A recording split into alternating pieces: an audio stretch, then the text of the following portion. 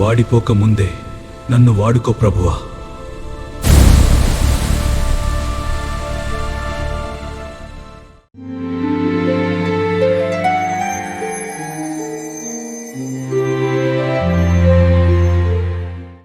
మన ప్రభువును మన రక్షకుడు అయిన యేసుక్రీస్తు నామమున అందరికీ వందనాలు, దేవునికి స్తోత్రాలు. జీవము కలిగిన దేవుడు, గొప్ప తండ్రి అయిన యేసుక్రీస్తు ప్రభువు మనలందరినీ ప్రేమించి మన బ్రతుకులలో మరొక నూతన దినమును మనకు అనుగ్రహించినందుకే సమస్త మహిమ, ఘనత, ప్రభావములు యేసుక్రీస్తు ప్రభు ఒక్కరికే చెల్లునుగాక. ఆ దేవాది దేవుడు ఈ నూతన దినములో మనకు అనుగ్రహించిన పరమవాక్య ధ్యానము, కృపావార్త. పరమగీత గ్రంథము 4వ అధ్యాయము 5వ వచనము. నీ ఇరుకుచములు ఒక జింక పిల్లలయ్యి తామరలో మేయు కవలలను పోలి ఉన్నవి. దేవునికి స్తోత్రం కలుగునుగాక, దేవునికి మహిమ కలుగునుగాక. దేవుని యందు నాకు అత్యంత ప్రియమైన దైవ జనాంగమా, పరమగీత గ్రంథమును మనం పరిశుద్ధాత్మ శక్తి ద్వారానే ధ్యానించగలగాలి. పరమగీత గ్రంథము కావ్య గ్రంథము గనుక పరిశుద్ధాత్మ సహాయము లేకుండా వాక్య విభజన చేయరాదు. మనము చదువుకొనిన ధ్యాన వాక్యమునందు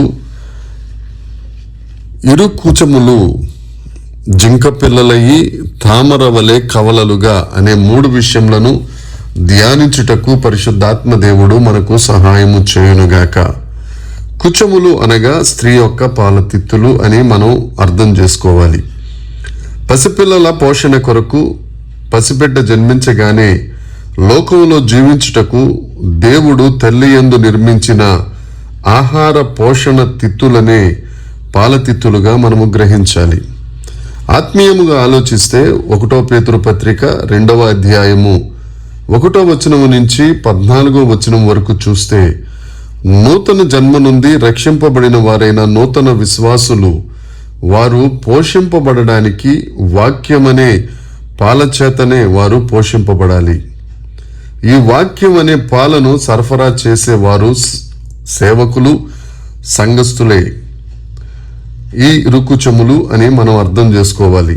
సేవకులు సువార్త వాక్యము కలిగిన వారై అనేక ఆత్మలను పోషించుచు, బలపరచుచు వారిని ఆత్మీయ జీవితంలో ఎదుగుటకు సహాయము చేయువారిగా ఉండాలి అని లేఖనం తెలియజేస్తుంది.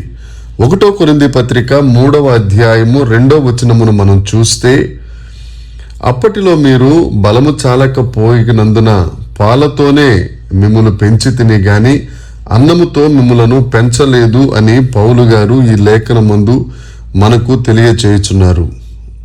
అంటే పోషణ చేయువారు మనలను పాలతిత్తులు అనే వాక్యము ద్వారా ఆ పోషణ, ఆత్మీయ ఆహారమును అనుగ్రహించు వారిగా ఉండాలని లేఖనం తెలియచేస్తుంది. కవల అనగా జత అని అర్థం. ప్రభువు కూడా జతలుగా తన సేవకులను సువార్త కొరకు పంపించారని లూకా సువార్త 10వ అధ్యాయము 1వ వచనంలో మనము చూడగలుగుతాం. ఆత్మలు పసితనమందు పాల ద్వారా వారు పెంచబడినట్లు, వారు దేవుని యందు ఎదుగునట్లు, సంఘములో వాక్యము వలన వారు స్థిరపరచబడినట్లు, సువార్త వలన దేవుని యందు బలపడినట్లుగా వారు జీవించాలని లేఖనం తెలియజేస్తుంది. ఇక్కడ మనం గ్రహించవలసిన విషయం, భక్తి కలిగిన ప్రతి ఒక్కరూ క్రీస్తునందు వారు రక్షణ పొందిన వారై ప్రభు భోజన సంస్కారము అనే ఈ 2 ఆత్మల పోషణ యందు వారు పోషించబడాలి. పాత నిబంధన, క్రొత్త నిబంధన ఈ 2 కవల పిల్లలను పోలి ఉన్నవి. బాప్తిజమము, పరిశుద్ధాత్మ బాప్తిజమము ఈ 2 ఇరు కుచములను పోలి ఉన్నవి. విశ్వాసి తన జీవితంలో ఈ 2 లేకుండా ఎదగలేడు. కావున తప్పనిసరిగా ప్రతి ఒక్కరూ ఈ పాత నిబంధన, క్రొత్త నిబంధన బాప్తిజమము, పరిశుద్ధాత్మ బాప్తిజమము ద్వారానే వారు జీవితంలో ఎదగగలుగుతారు. అదే విధముగా భక్తి కలిగిన వ్యక్తికి శ్రమలు, సౌఖ్యము ఇరుకుచములే ఉన్నవి. మనకైనా, సంఘంలో ఉన్న వారికైనా సౌఖ్యమే ఉన్నది, శ్రమ లేదు అని అంటే ఎదుగుదలలో కొంత కొరత అనేది ఏర్పడుతుంది. దేవుని యందు ప్రియమైన వారులారా, ఈ కుచములు జింక పిల్లలై ఉన్నవి. పరమగీత గ్రంథము 2వ అధ్యాయము 9వ వచనమును చూస్తే, నా ప్రియుడు ఇర్రెవలే ఉన్నాడు, లేడి పిల్లవలే ఉన్నాడు అని లేఖనం తెలియచేస్తుంది. ఆ లేఖ ప్రకారం చూస్తే క్రీస్తు ప్రభువు జింక పిల్లను పోలి ఉన్నారు. ఈ ఇర్రె అనగా జింక పిల్ల అని మనం అర్థం చేసుకోగలుగుతాం. పాత నిబంధన, క్రొత్త నిబంధనలు యేసుక్రీస్తు ప్రభు వల్లనే అనుగ్రహింపబడి ఉన్నవని మనము గ్రహించాలి. అలాగే తామర వలన, తామర అనగా కమలము అని అర్థం. కమలాత్ముడు అనగా సూర్యుడు. నీతి సూర్యుడైనటువంటి యేసుక్రీస్తు ప్రభువు మనలను పోషించువాడిగా, మనలను బలపరుచువాడిగా ఉండాలని ఈ లేఖనం తెలియజేస్తుంది. పాత నిబంధన, క్రొత్త నిబంధనలు యేసుక్రీస్తు ప్రభువును గురించి స్పష్టంగా తెలియచేస్తాయి. పాత నిబంధన క్రీస్తును గురించిన ప్రవచన వాక్కైతే, క్రొత్త నిబంధన క్రీస్తును గురించిన ప్రత్యక్షతను గురించి తెలియజేస్తుంది.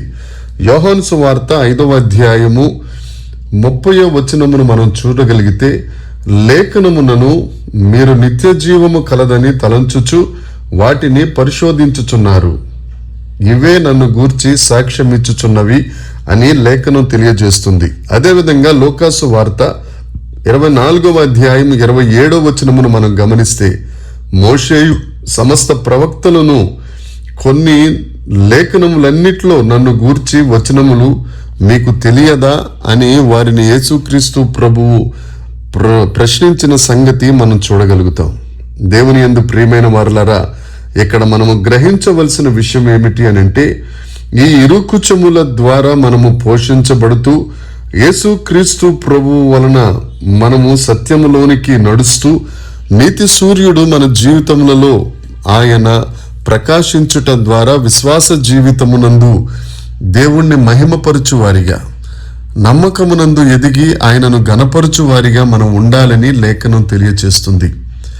దయచేసి ప్రియమైన వారలారా, మనము నూతన విశ్వాసులను బలపరచు, పాలతో వారిని పోషించు, వాక్యమనే సమృద్ధిని కలిగిన వారిగా వారిని పోషిస్తూ, పాత నిబంధన, క్రొత్త నిబంధనల యందు వారు ప్రవచనముల ద్వారా చెప్పబడిన, ప్రత్యక్షపరచబడిన క్రీస్తును మన జయ జీవితములలో వారిని చూపిస్తూ దేవుణ్ణి మహిమపరచు వారిగా, దేవుణ్ణి యందు ఎదిగిన వారిగా మనం ఉండాలని దేవుడు మనలను తన రాకడ కొరకు సిద్ధపరుస్తూ చెప్పిన మాట ఈ మాట. కాబట్టి ఆ నీతి సూర్యుడు మన జీవితములలో ఉండునట్లుగా మనము పాలతిత్తుల వంటి వాక్యములు కలిగిన వారమై దేవుణ్ణి మహిమపరచు వారిగా ఉండునట్లు దేవుడు మనకు కృపను అనుగ్రహించునుగాక. దేవుడు ఈ వాక్యమును మనందరి వినికిడిలో దీవించి ఆశీర్వదించి బలపరచునుగాక. ఆమేన్. ప్రార్థన చేసుకుందాం. పరలోకమందున్న మా తండ్రి, పరిశుద్ధుడా, కృపగలిగిన యేసుక్రీస్తు ప్రభువా, మీకు వందనాలు తెలియచేస్తున్నాం తండ్రి. ఇరుకుచములు తామర వంటివై అవి ఇర్రెల వలె ఉన్నవన్న వాక్యమును ధ్యానించుటకు మీరిచ్చిన కృపకే స్తోత్రం. దేవనైన నీ సంఘ పోషణలో, పాత నిబంధన, క్రొత్త నిబంధన యందు మీరు ప్రత్యక్షమవుతున్న మీ స్వరూపమును, మీ ముఖ దర్శనమును అనేకులు కలుగునట్లు, నీతి సూర్యుడు వారి జీవితములలో ఉదయించినట్లు మేమందరం నీ యందు వేరుపారిన వారే ఉండుటకు కృప దయచేయమని, మహిమ పొందుమని యేసుక్రీస్తు నామమున ప్రార్థించి అడిగి వేడుకొనుచున్నాము తండ్రి. ఆమేన్. దేవుడు ఈ వాక్యమును దీవించునుగాక. దేవుని కృప మనందరికీ తోడై ఉండునుగాక. ఆమేన్, ఆమేన్, ఆమేన్.